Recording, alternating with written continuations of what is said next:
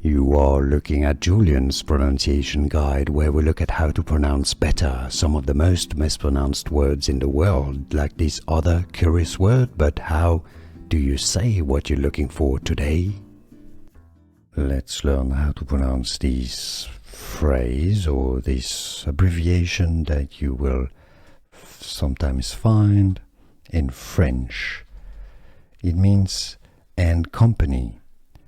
So it is pronounced as et, which is pronounced et, and it's French for and. Compagnie. Compagnie, you wouldn't say et si, but et compagnie, meaning and company. Et si, et compagnie, et compagnie. Let's learn how to pronounce this phrase or this abbreviation that you will sometimes find in French. It means and company. So it is pronounced as et, which is pronounced et, and it's French for and. Compagnie.